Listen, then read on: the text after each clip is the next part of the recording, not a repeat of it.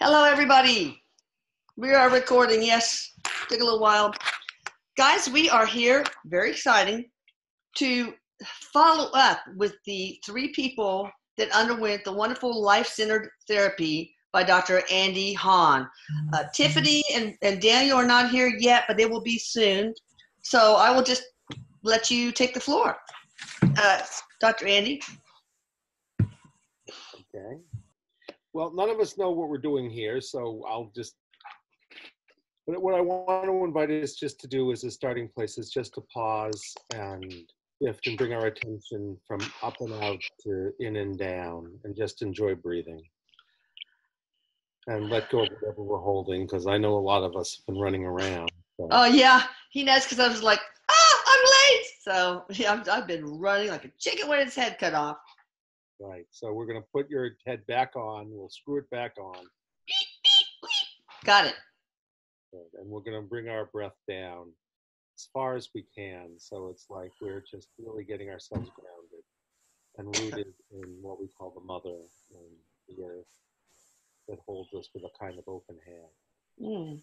And then we can just bring our attention to life itself, which holds us in a whole different way. And just rest into life and whatever emerges in life when we do our own healing work and whatever's here truly to support that process for health and health. And then as we're breathing deeply, we just ask to open all centers. So we're here fully engaged. To be present is be fully engaged and open-minded and open-hearted, and then just to open to whatever it is that when we touch into the heart, we feel called to share. And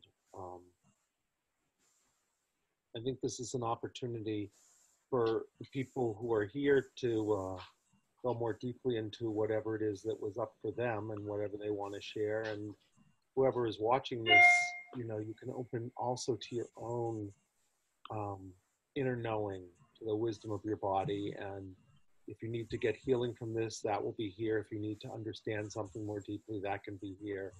Whatever it is that life is asking you to bring your attention to, we can just surrender into that for all of us.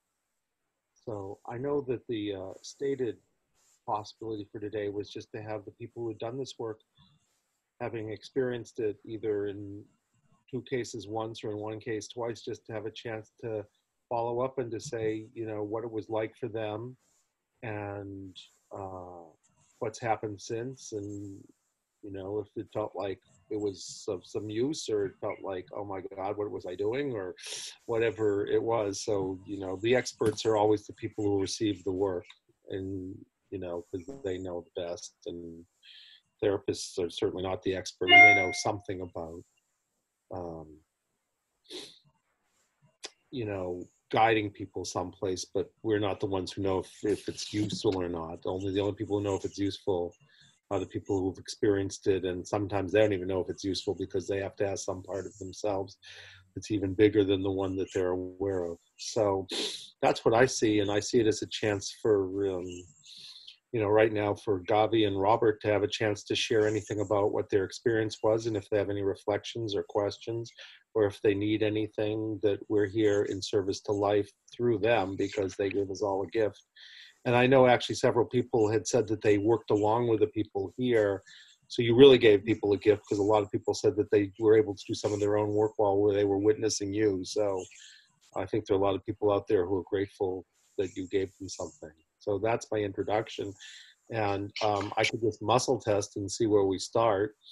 And I can see if we start, who we start with, if you want me to do it that way, or we could do it any other way you want, Elisa, because you're the one who's, you know, got us all together. So we're all really grateful, because without you, none of this would happen. I need to start a dating service. That's what I need to do. Now, you're so humble. That's so sweet. You know, I think one thing I want to say now before we forget is that our plan is to have in the fall sometime a big Erik Palooza, where we're going to have healers like Dr. Andy come and do his thing, along with mediums, past life regressionists, etc. So you guys, I will totally put it all over social media, on the blog, radio show, etc. So just keep watching and reading.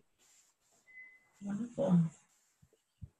All right, so I guess muscle test on who gets to go first, unless you want to draw straws or play hot potato, one potato, two potato. Can't all sit in the same room, so the I draws, know. draws are a little bit tricky. Yeah. Hold on. So I'll just check. Show us a yes. Show us a no. Show us a yes. We ask, we fully in healing presence? Yes. Are we simply balanced? Yes. Shall we check in? Yes. Shall I find the order? Yes. Well, I have no stakes. Let's see what it says. Who goes first? We get to the right answer. I'll just go backwards. Lisa. Well, it's not you, Lisa. Robert, no. Gavi, yes. Me, no. So Gavi, it says you get to go first. So She's the headliner. I would say all of us should just take a moment and see if there's anything we want to say. So even though Gavi gets to go first, it's useful to take 30 seconds or 20 seconds and say, if I was really going to share something or reflect on something or ask for something, what it would be, including both of us, you and me also, Elisa, because Okay. there's no time to. Okay.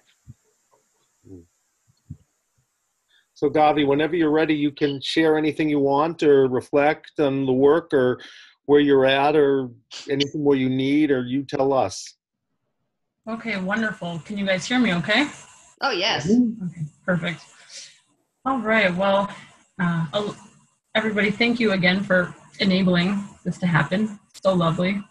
And I think with this kind of healing, it's always such an interesting challenge to really quantify or define what kind of progress you see. It works on so many levels, and I feel like it's a long-term, it's the journey of life, and it isn't. But what I will say is I did have the 2 sessions with Andy, and as far as the feelings that arose in my sessions, I definitely, it's kind of a weird thing to be like picturing some life somewhere else and associating it with like it really like bringing up feelings within you, and yet it did, and it's such an interesting. I had done a little bit of past life regression work, and that was my first experience a number of years ago with that. And so when this came up, it was that same familiar, you just know the storyline, and and it means something to you, and it hits you, and I'm a big crybaby, so I was crying in my video about that. Imagine. Well, that's true. I mean, I tried to regress a couple of my kids, including Erik, and they were like, "Oh yeah, right, whatever." So come on, let me practice. And so they didn't. The 2 that I did it on, that actually let me do it, it just started crying. I mean, they connected to that the who they were in that past life, and they were embarrassed. Like, why? I don't even know this guy or this girl. What's going on? So it's really amazing. Yeah, I even struggled sometimes with like the verbiage. Do I say I did that and I was there, or do I say they and she? And anyways, I just sort of go back and forth. And but the point is sort of what I had to ask myself what kind of came out of it, and like where did that bring me? So I knew about these past lives, and then what? But just I think on like a deep level, I started recognizing this connection. Hi guys. Hi Tiffany. Hi Daniel. So I started putting it together on a deeper level. Just kind of, I always like to think of the universe as like the big supercomputer of God, and each one of us are sort of like connected into the program. And when we can experience a life, a different life, whether it's a past life, a future life, some extension of ourselves in some realm, that is coming to us at that time to kind of help us integrate ourselves better into the whole. And so I felt like after my sessions with Andy, a process of just more balance, just a knowing, calm, that those things, even if I didn't necessarily understand on an intellectual level how it would play out and what difference it would make, that it would. And I feel like just having that kind of faith in the process of it taking me places, helps and enables it to happen. And I don't try to understand it in my head and, get all analytical about it. And that's probably a good idea. That's probably a good idea. Just let the process do its thing, I guess. Right, Andy? Yes, exactly. And I had there's a lovely group of women here in my area in Wisconsin, and we got together after, and it's like an intuitive group. And it was the second time I was going, and just the flow was there and the ease. And one of the ladies, we all kind of read each other, and there's like no judgment, whatever comes out. And one of the ladies said, she's like, I think you're kind of working through and healing some past lives and processing through this stuff. And the first thing that came to my head in that thought was my work with Andy. And what we had done together was really like coming to a new level of healing, and some of the imagery she used about the healing in my heart and stuff. It all resonated, and I felt like it was a little message for me of, this is taking you further, and having faith in that. And so you think that it helped increase or strengthen your intuitive abilities? Is that what you're saying? Yeah. That and also I think just the integrating of previous lives, and then maybe the emotional baggage that I didn't even know I had on those subconscious levels, that it was kind of, bringing it all together in some sort of completion. Again, it doesn't end, but just that next step of completion. And so I really felt that was kind of a sign that the sessions with you had really, brought me somewhere. So what are your future needs, do you think? My future needs? Yeah. Healing wise.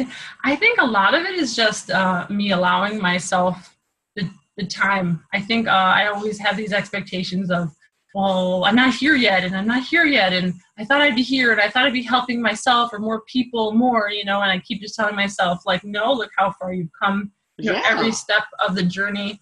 Oh, when I came onto your channel, it was at a certain time where I had listened to something, one of the, someone talking, Erik talking through them, and it didn't really resonate. But then like 6 months later, I came back to the channel, and I started listening, and I started gobbling everything up, and I was like, oh, this is all so good. Why didn't I stick with this earlier? And I said, it wasn't the right time, and now it is. And just kind of having my own little chats with Erik. And then not too long after, I said, oh, there's a volunteer option, maybe I should try. I don't know. Who knows? And then it came up, and I was like, Erik, okay, wonderful. I guess you were kind of giving me a little winky wink there. And so, I just see how it slowly plays out, and I just have to keep letting it take its time. The universe is going to do its thing, and I just have to kind of sit back and ride the whole thing. Yeah. So, yeah. Well said. Well said. Now, this question is for Dr. Andy. It seems like the healing either involves, or maybe any or all of the above, a past, a present, or a future life. And the past or future life can also include, not only just a human life on Earth, but extraterrestrial lives as well. Is that pretty much the thing? Yeah, it's where something crystallizes can be anywhere. So because there's, from our perspective, ultimately there's no such thing as time. Yes. So from that perspective, everything that has ever happened is here right now. It's just here as a body sensation, right? Yeah. So if something gets crystallized at age 2 in this lifetime counts. I mean, they all count. Or it could be in your family tree. Something could have happened 5 generations ago. Oh, so it doesn't have to be in your own life. It could be in it's like spiritual DNA or something that's inherited.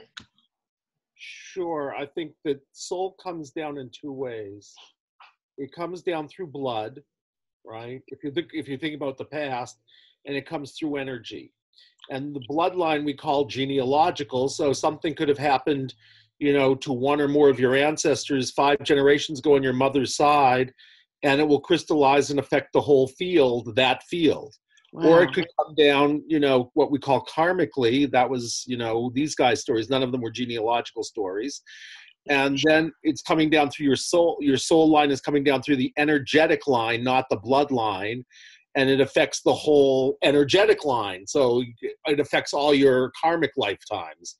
And sometimes you can be your own, you can be karmic and genealogical. And then it's really kind of cool, because then you're one of your own ancestors. Oh my God. It I'm could, my own, what about that? So like that song, I'm my own grandpa. exactly. That would be, Yeah. I've had a few of those. It's very interesting. Um, and if someone is as amazing about being able to be as attuned as Robert, you can find that person. I mean, he had enough details. I've had people say the people were just very few people find really famous people, but a lot of people find somewhat famous people, and they've had no idea about them. And they go back and they find them. I mean, literally, they say, and they knew nothing about this person from Germany that was there, sort of at the turn of the century, but they can find them historically. It's really kind of amazing. That is cool. So you're right. It can start in the past. It can start right now. Most things don't start right now, but sometimes something can literally be happening in this moment, or it can happen in the future. The future, if something crystallizes in the future, it's like dropping a pebble. Well, it reverberates in all directions, right? But it feels different. When people have a crystallizing event in the future, it feels more like a warning.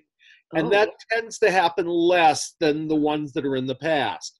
And then you can have something that happens, in a dimension that's a parallel dimension that's happening to a different version of you right now. And like in Daniel's case, you can have something that starts not in this world necessarily, but in some other world. And, the people who are really, you asked about these sort of non-material stories. Those are amazing because most people never consider non-material stories. They don't consider that they were affected by aliens or that they were an alien. And if they don't, and it doesn't matter if you believe it, because you can always say, well, I feel alienated, or I know what it feels like to be cursed, or I know what it feels like to feel like I'm not running my own show. Yeah. So you don't have to think of it literally. But for those people who really something literally happened to them, and everyone has called them crazy, and then you say, wait a second, the muscle testing says that when you're 8 years old, the dark energy took you over, and that's why you're having all these trouble. And the person says, I know it happened, and I told one person, they told me I was crazy, and I vowed I would never tell anybody again. Until 30 years later, you muscle test it with them, and they say, does that make sense to you? They say, of course it makes sense. And if it never occurs to you, right? So if you have a story where it never occurred to you that the problem could have been that, how are you ever going to solve the problem? That's right. Right? So you can't. I mean, if, Daniel does a piece of work and he says, wow, there's a story about an alien here, or there's a story where I was like, I came down in a certain, role as a savior, or I was someone who like was protecting a whole lot of people and trying to make their lives better, and something bad happened to me, but I was like an angel. If you never considered it, how are you going to find it? So, that's right. So the spiritual, the genealogical thing, is it only like trauma, like great grandpa whatever had a spear go through his back because he was betrayed by one of his fellow soldiers? Does that trauma passes? But can there also be diseases like familial, like disease, like diabetes, for example? Yeah, everything can pass. But what you have to understand is a lot of those diseases, they're traumas. Okay. So like people come in all the time with autoimmune diseases or Crohn's disease or asthma or allergies or all kinds of things, and they think it's just physical, but it's not. Oh no. Like, like we had a woman who had this chronic back pain, and it was a story. Oh yeah. You ask, can things go down generations? They can go down generations, but the beauty is you can do a diagnostic. Like a young man we saw had so much biological depression on each side, you'd say, well, of course, there must have had to be something genealogical. It turned out that it wasn't genealogical at all. It was a story that happened when he was 3 that looked genealogical. Uh-huh. But the answer is, of course, that the stories come down. And if there's a disease like diabetes or anything that seems genetic, you could say on one level, what is that? It's a dense energy that was something that couldn't be handled and integrated, and the thing that you're suffering about is a clue. And if it happens genealogically, you could pass that down in some way, and it looks like it's genetic, and on one level it is genetic, but at another level it's energetic that's showing up as something genetic, because genes are matter. So the energetic field can change your DNA. Oh yeah. Right? Biology and Belief by Bruce Lipton. Yeah. Right, it's the same idea. So all I'm doing is I'm doing applied biology of belief that Ah, you're gotcha. right. Or Lipton or Carolyn Mace, they're all saying your biology is your biography and vice versa. All I have is a very like a framework where I can do a diagnostic and say, you know, that thing that you think is your your biological depression. Well, it is your biological depression, but it just so happens that it's a story that happened 5 years ago of somebody who gave up all hope and like said, I don't care anymore. And it's been coming down through the family as something called biological depression.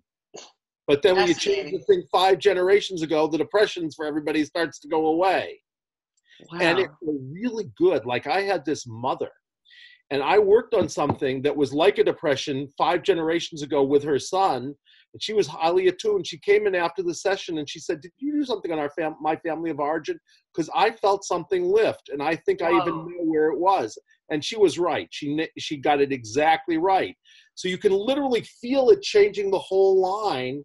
And of course, to go back to what you said, you're right. I mean, things that are called diseases, from my point of view, on one level, they're just things that couldn't be handled and integrated. And the disease is a clue about the thing that couldn't be handled and integrated, Wow. like any other symptom.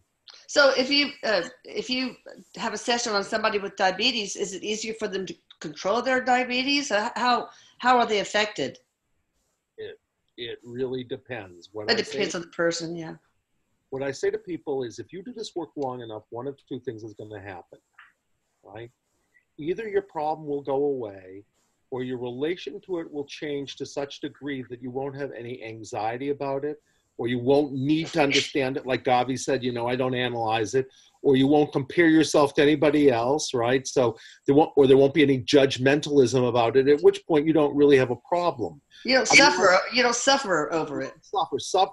All I promise is that if you stick with it long enough, and long enough might be a long time, because there might be a lot of layers, and some of the things that we're working on they're like they're the most important things in our lives, and they take a long time because Yeah. working. I mean, it's sort of like the Buddha who becomes, you know, free, but he had to sit under a Bodhi tree for 40 days, you know, just saying, I'm going to be with everything that is until I can finally say yes.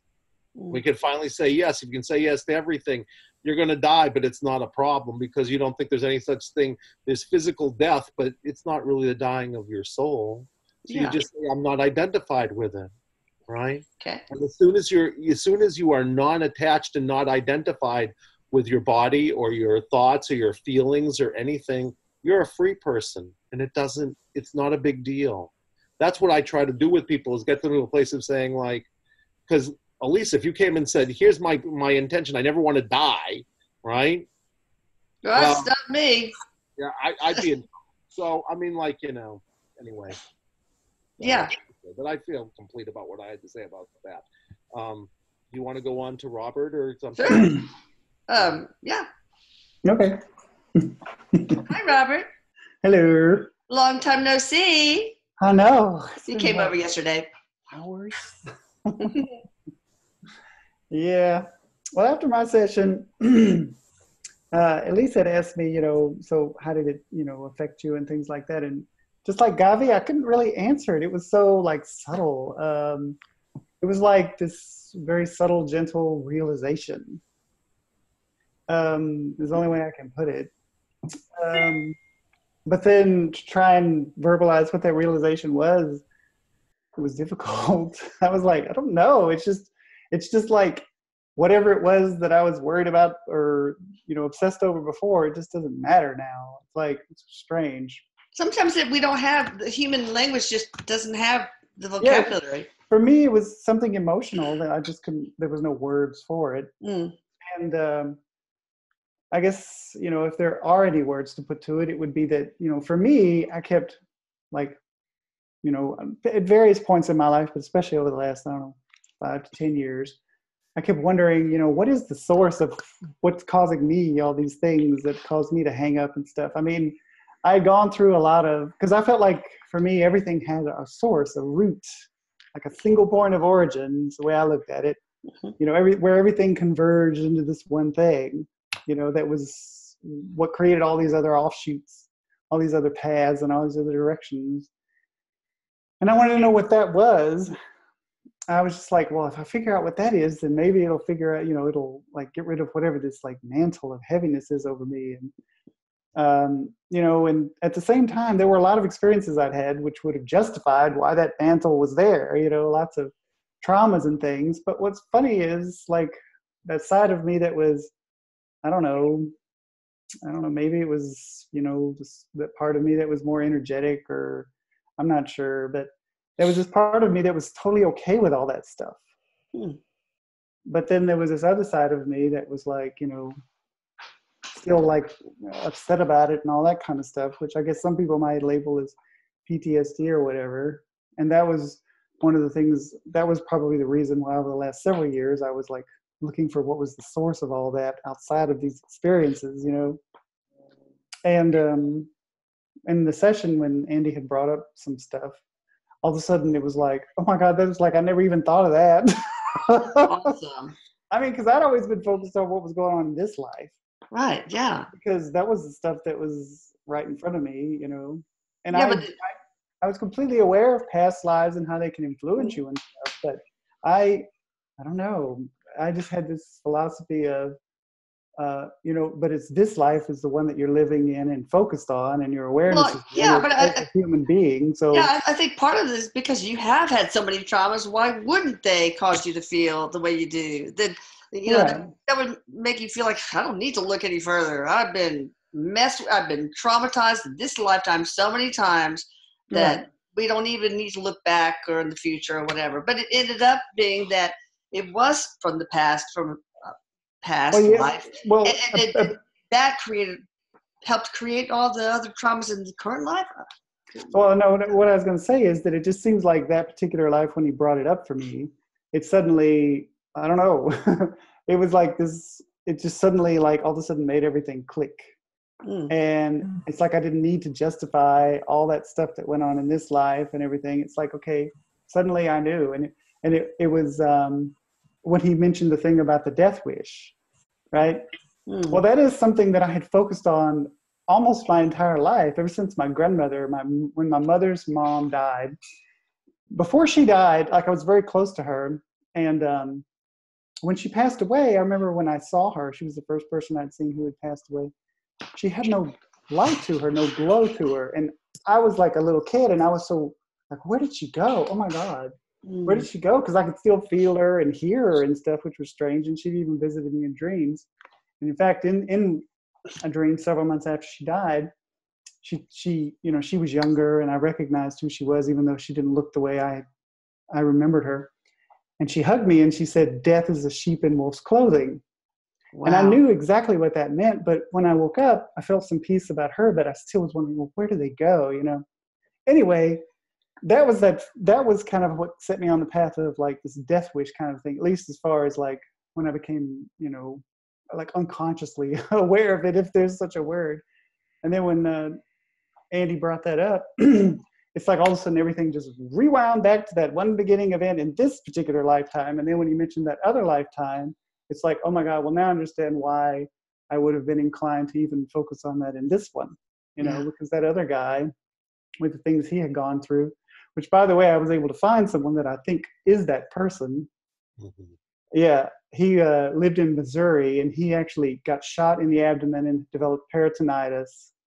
He actually did not pass away from it, but he did later get shot in the neck. And I had been having neck problems on that same side he got shot on. And that was the wound that killed him. It's really weird because when you channel, very often that side of your neck gets really red. Yeah, it's true. So I don't know if that's related or not, but I know, it's funny. So anyway, I was able to find all that. So if all that makes sense, maybe it sounds convoluted, I don't know, but it's like what he had said with the death wish and connecting it to that life. It's like all of a sudden it created this whole thread in this life that helped me to like let go of that stuff. Well, why do you think the incident with your grandmother, her death, why do you think that triggered everything possibly in this life? What's the connection between that guy from the past, you in the past, and the experience with your grandmother? The emotion. Related theologically? I don't know. I mean, anything? No, the emotion. The fact is that that he, with what he experienced in that life, which my soul was connected to, and the emotion he felt around that, and what I felt when I saw my grandmother who had passed away and she had no light anymore in her body, it's like I guess that would be the connection, the key, an emotional connection that, was heart-centered, I reckon. Yeah. And so all of that, I had thought about all of that for a long time. And in fact, my entire life was revolving around, it's like everyone I met from that point on after my grandmother would die, after I would meet them. And like not a long time after either. Because I had a good... I'm so glad you didn't tell me that right. Yeah, I told you that when I first met you. I was like, I didn't. Well, the thing was, like, because like not long after she passed, and I had a good friend that I would visit with all the time, and he got killed by a deer hunter. And then all my friends throughout the 90s, they all passed away, from HIV/AIDS. And it was just like, it's like over 30 people. It's tons of people, and it was all about death. Yeah. And, and him bringing up the whole death wish thing, I mean, it's not like I wanted to kill myself or anything like that, which some people may interpret it that way. It was more of a wish for death and then wanting to understand it. What in the world? Where do you go? What does all of this mean? What is it that's teaching us as human beings and helping us to create better, stronger connections with each other and all of that, as a human being, right? Because the soul side of it, you're always connected and you'll never not be connected, Exactly. So for me, so as I'm talking about all this, I guess that's everything that I got from all of this. I got my answer. That's awesome. Yeah. All right. Well, Andy, do you want to do any debriefing or any discussion about Robert's case before we go to Tiffany and Daniel? I mean, the first thing about Robert's case for me that was extraordinary is I have worked with a medium before, but I never worked with someone who said, I can tell you the difference between what happens when I'm communicating with a dead person and I'm with my own dead person, quote unquote, from another lifetime. That was extraordinary to me. Wow. And, I think what Robert says is very true. I mean, we get traumatized in this lifetime so much, but sometimes something crystallizes in this lifetime. It does. This lifetime counts too. But there are a lot of times that the most horrendous things happen in this lifetime, and you work and work and work on them, even with somebody really good, and it doesn't shift it. And the reason is it's because it's just an echo of something else.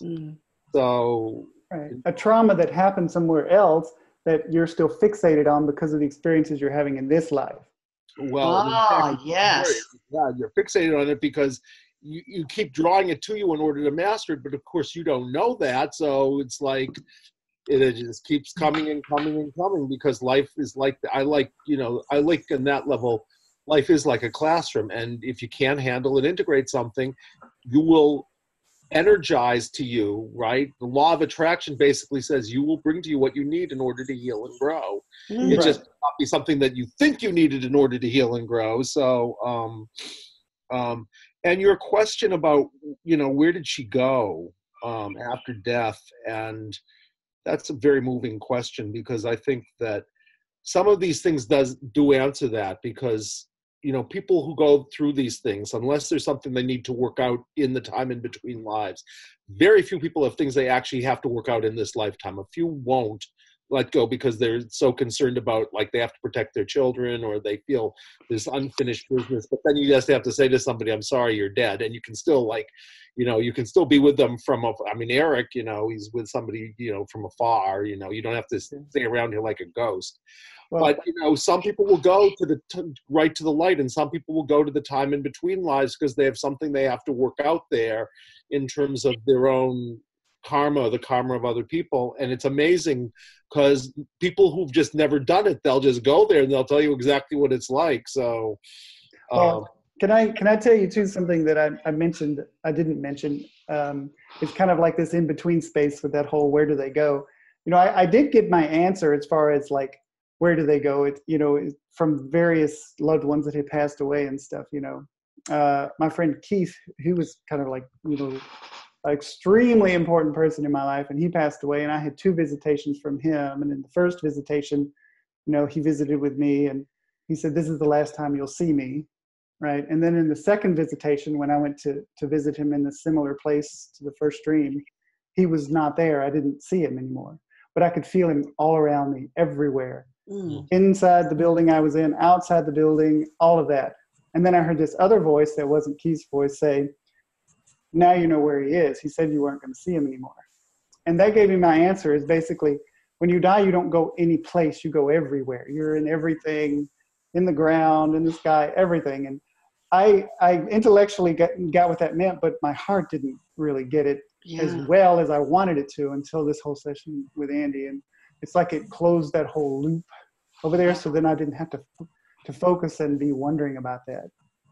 When you talked about how we draw things to us, traumas, for example, until we can master it, manage it at least, that kind of reminds me of, a person, maybe a daughter had an abusive father. So she, for some reason, we know what the reason is, picks an abusive boyfriend, and they break up, and she picks another one, trying so hard to bring closure and to be able to master that relationship between abuser and abusee. And so that reminds me, your work reminds me a little bit of that. Right. The only thing you then don't know, because if something crystallized here, then you just say, okay, you're trying to master your relationship with your father. But like if in another lifetime you had abused power and you were the betrayer, then you could work on your relationship with your father for a long time and you'd get a result, but you would never get the part of you that was on the other side of it saying, I had to learn what it was like to be the one who was the victim because I was a victimizer, right? Yeah. And that's the beauty of the muscle testing. It will tell you, do you go to your relationship with your father in this lifetime, or do you go into another lifetime where you were like a holy being, you took advantage of people, so you felt like, I have to know what that's like? And that's, it's like, it's this place of like, we don't know. And the people who think they know the best are usually the ones that don't know. They say, I know exactly what the problem is. I got to figure it out. But I think what Robert said, the last thing, I'd say two things about what I think he's really right.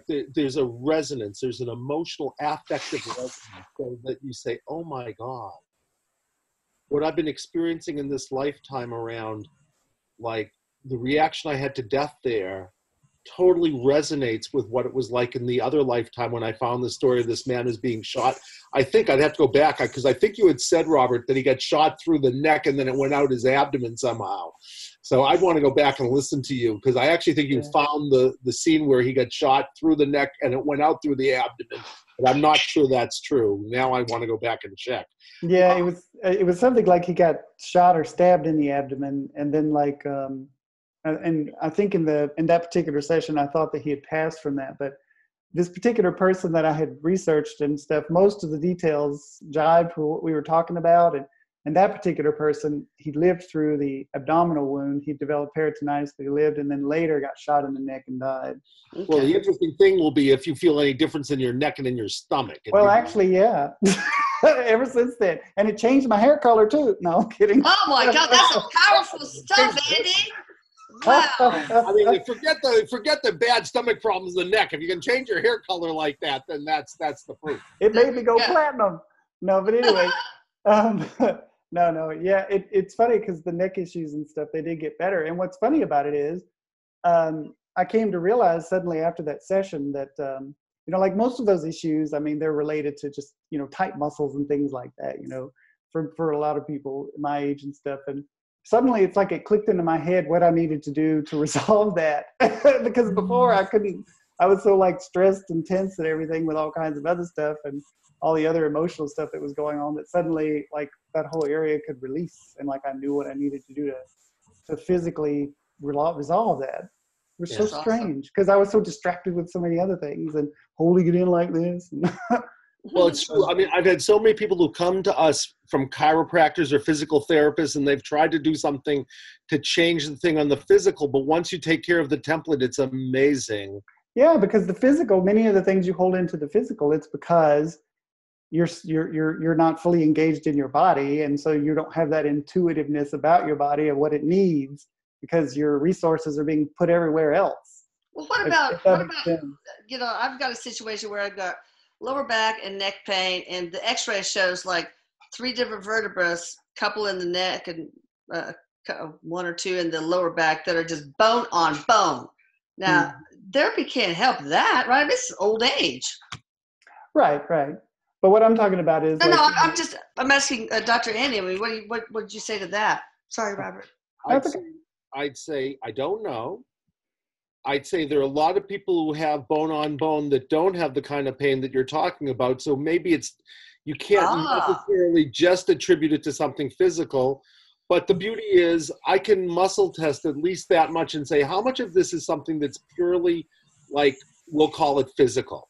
Mm-hmm. Okay. Like bone on bone and you're rubbing up against a nerve and like it's physical, because that's a denser thing. It's harder to change. But let's suppose there's an energetic where, you were crushed in a compactor and that sounds awful. Better than a wood chipper, though. I'll take that over a wood chipper. Well, I was trying to get you squished. So, but okay. Anyway, if it's anything energetic, then we ought to be able to do something for it. The only other thing I wanted to say about what you said, Robert, is, a death wish, it can play out in 5 levels, and only one of them is your beliefs, right? If it comes up in your head level, people will say, oh, I have suicidal thoughts. If it comes up in the heart, they'll say, I know depression.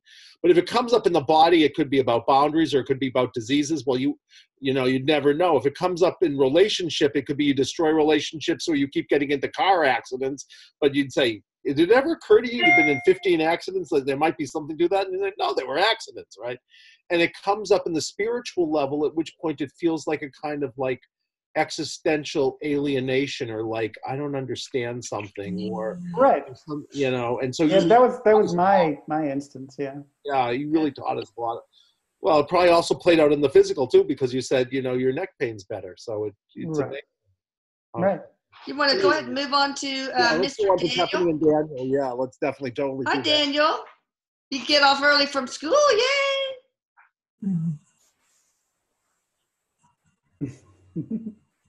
So, y'all want to take Tiffany? Do you want to say some words first, and then Daniel, or? And they don't have any sound. Uh-oh. No. Your sound is off. Do you see a thing where it's muted? Let me look if I can do something. They may not have told to allow to send the audio through the computer. No. How's this? There we go. Good. Hey, what did you do to make it work? Daniel told me what to click. I don't know. Good one, of course. I changed the audio input. He's the techie one in the family.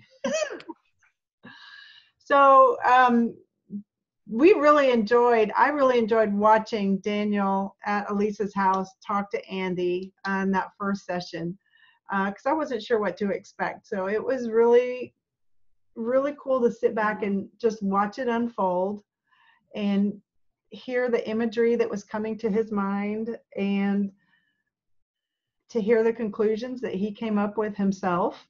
And then I'm not going to say, like Robert, hasn't been this like major dramatic shift, but I have noticed a shift just in Daniel's well-being. And I will say he is in a clinical trial for medicine to help stop his body progressing bone that is experimental. But because this condition is so unpredictable, he had an injury to an ankle that bothered him for quite a while after our session.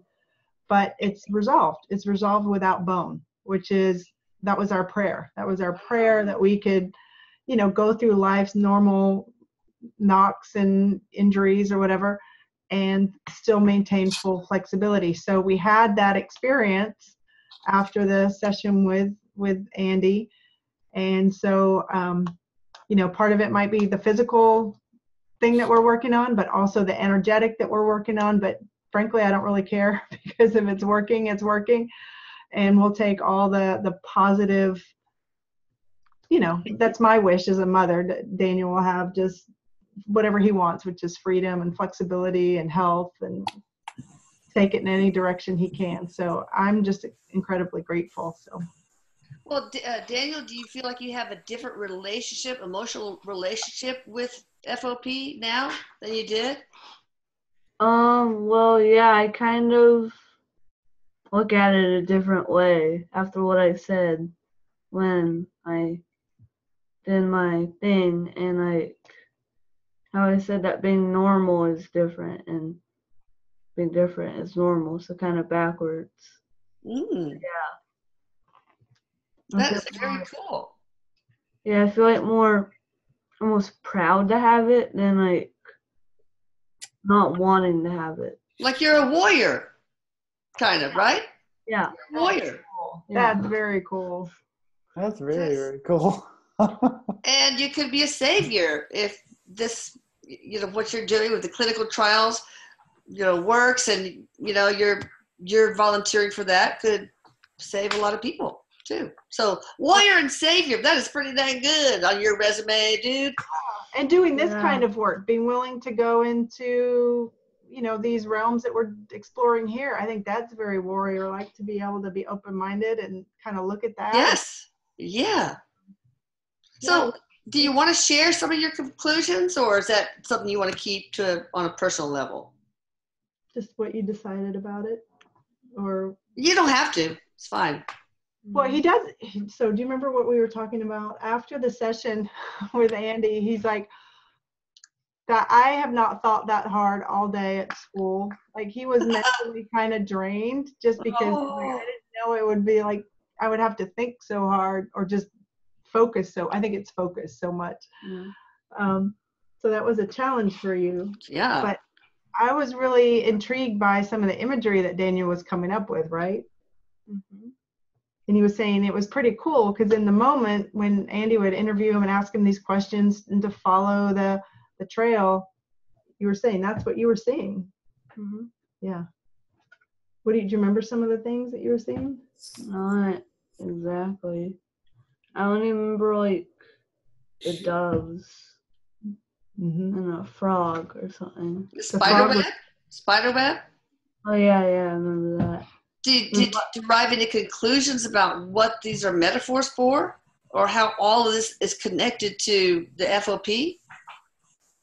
I don't know, honestly, because like I was kind of talking about it to my mom, and like I might not understand it, but like my higher self or whatever might understand it. Oh yeah, good. Well, maybe another session would be warranted to sort of, well, maybe it's not necessary. Dr. Andy can tell us that, to sort of try to figure out what these metaphors truly mean and what truly happened.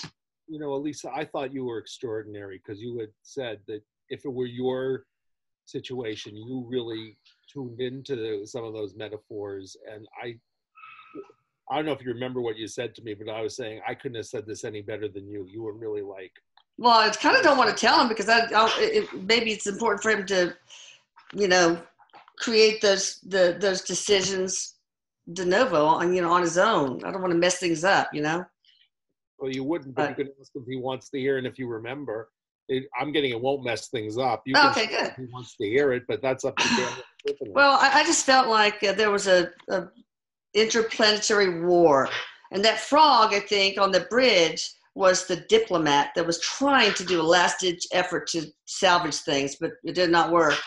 And I think the whole spider web thing, I think you were trapped like a mummy, rigid, in an escape pod, and the escape pod did not launch properly, and the planet blew up. The doves, I don't know if they were starfighters or whatever, but that's all I can remember. Maybe I thought something else, but maybe if I listen to it again, it'll sort of re-prompt my memory. But what is that? Does that ring true to you, Daniel? Anything like that? It makes sense. Yeah, I can kind of picture that. Yeah. Maybe you should listen to the whole thing. It takes a lot of focus, but yeah.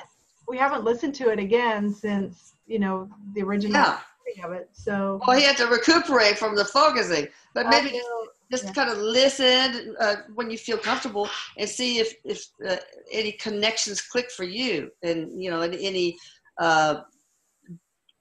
connections to these metaphors, and bringing them from imagery to reality, to really what happened, that might help. Yeah.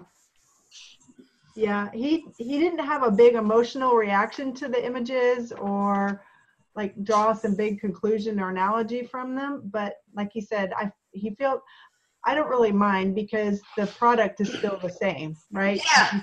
He hasn't analyzed it, but he just feels better. So that's okay, even if it doesn't. And I know Dr. Andy had some ideas about what it meant, about what some of the metaphors and the symbols that were coming to him. And Elisa, what you said might be just right on point. So it'll all be a mystery. I don't know. Or it doesn't really matter. We all know what we get the benefit of it anyway. And I think it's really cool that Daniel is surrendering it to his higher self. It's like, hey, let that dude take care of it. I don't have that kind of time. It's really neat. So thank you. I'd say, go ahead. What did you want to say, Tiffany? I was just saying thank you. This is fascinating to me. I just love all these levels of understanding and healing and surrender. It's great. Yeah, I've learned so much. And I want to thank all three of you guys for having the courage, man, to be a guinea pig here. I'm just so grateful to you. And this is going to help so many people, you know. And thank you, Dr. Andy, for your gift and your skill, your expertise, and your humility. I just love it. But do you want to add anything to before we close, Daniel's? And also I want to give everybody your site, your information. Yeah. And I want to give them, if you have 10, 20 seconds, if they want to say anything as a way of completion, because it's their time. Oh, so yeah. What I want to say to you is I think you're really right on about two different stories, one being about a warrior, which I think that story was about, and one being about a savior. And I do think that there's a trauma structure around being a savior. And I think that because it had muscle tested with Daniel, that at the very least I should do 2 levels with him. And we did one of them, which I think you exactly got. So I'd say that. And I think you're also really right that everybody here, gave me a gift and gave you a gift and gave God, yes, yeah. And, people, when you first put out the Daniel video, there were so many people who saw it in a day, and they were watching the whole thing. I know people don't usually do that, but I had some friends who do not like watching podcasts, and believe me, they wouldn't do it. They said we couldn't stop watching him. I know. It's so addictive. Well, it was like, oh my God. I mean, because it was like a story. It's an adventure story that was unraveling here. Yeah, 3 people told me, they said, I wanted to stop watching because I didn't want to watch for an hour and 20 minutes. I couldn't stop. They kept saying, I couldn't stop. And there's something that moved them so much about themselves and about the story. It was just. Hey, Daniel, this should be a movie. Write the screenplay. That'd be cool. But why don't we give everybody just 20 seconds, including you, and then we'll just call it a day and be grateful. So we could just start if each of us can take a second, and if there's anything more we want to say about how we are or about this conversation or about anything, if there isn't, that's great. It's an invitation, then we can call it a day because I know we're against some time. So Gavi, is there anything at all you want to say as a way of completing this conversation or your own experience or anything before we stop? Sure. I did want to say, Tiffany and Daniel, that I really appreciate seeing your little piece of your journey. I have a son who has special needs and who has a partial deletion syndrome, genetic.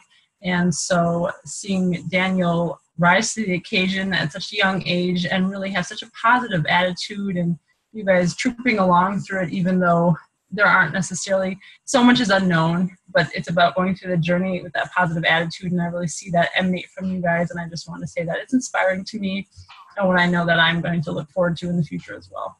Well, maybe your child can undergo, how old is he? She's really young. Right? He's just turning 5, so. Oh, okay, well, he little guy. probably can't do that. But anyway, maybe. Well, in the future, though. Same thing, yeah. Yep. All right, Robert, you want to say anything? Thank you, Gavi. Yeah, the only thing I wanted to say is just thank you to Dr. Andy. And thank you, Elisa, because goodness, I mean, it was like last second, that somebody else was going to do the session, and she was like, oh, you want to do it? I'm like, yeah, okay, why not? So glad you did. Yeah, so I was very thankful. I'm thankful you both. And, You're I really welcome. appreciate, and I'm thankful that Gabby and Daniel and Tiffany and everybody has participated too, and that they've gotten help. Me too. Daniel, you're a cool little man. You are. Oh, God, he is. When you were describing the story and stuff, I was thinking, wow, this could be like this animated movie. I know. I'm telling you, Daniel, you should start learning how to write screenplays. Write a screenplay. Well, it's like, it's like a great metaphor. Yeah.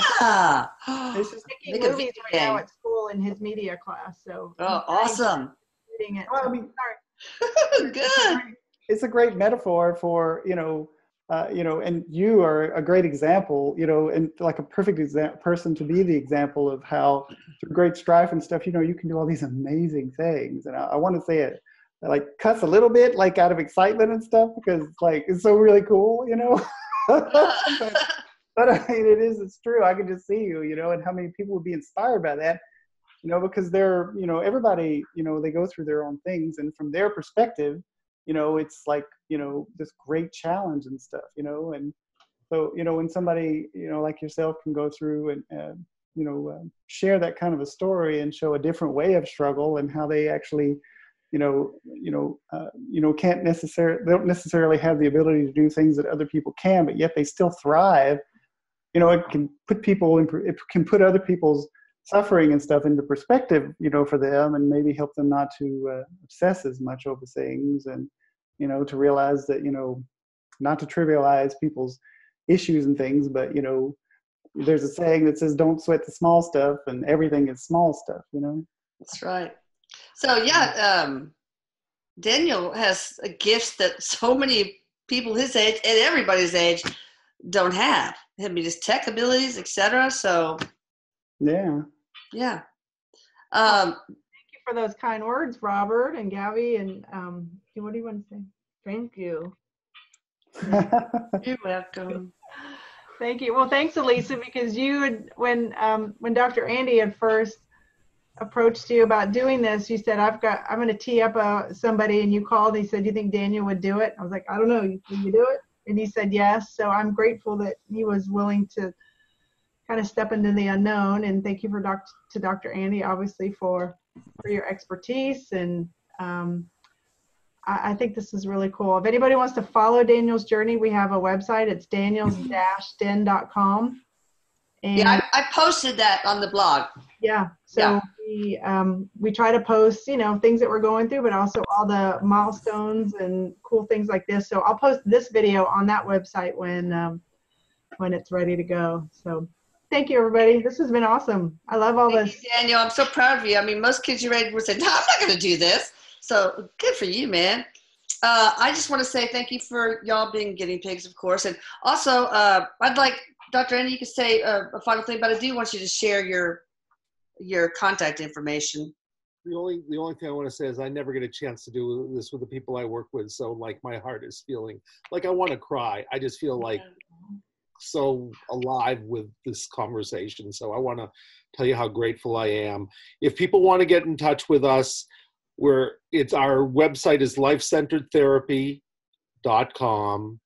And our email address is info@lifecenteredtherapy.com. And our phone number is 781-891-7448. And I really do hope I get a chance to meet all of you live.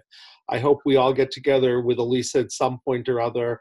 And I hope I get a chance to come down and share with all of you. I mean, basically to do healing work for whatever community is there, we can do something as a collective, and then we want to teach you how to do this. So I'm hoping on a weekend, if we could do it at the Erik Palooza, and if we can have a Friday night through a Sunday morning, I can teach you a simple version, and you guys can go home and start, which was a great thing, because that's what we really want to do is make it. We originally called this guided self-healing, and our short trainings we call guided self-healing, because you can do it yourself, or you could pair up with your friends or anything, and it's really a joy. And I'm so glad, Gabi, I'm glad you have your group in Wisconsin, because I think we need each other. We need community, because we're all in communities ourselves, but it also helps to have the real community, the real thing. That's what I want to say. And I want to say thank you, Elisa, because without you, none of this would happen. Oh, it probably would have, but thank you. Yeah, it's Yeah, I felt choked up during all this too. Just the satisfaction of seeing so many people change in such a positive way and in so much suffering. And it's so awesome to be able to learn a tool like this. I would definitely not pass up that offer.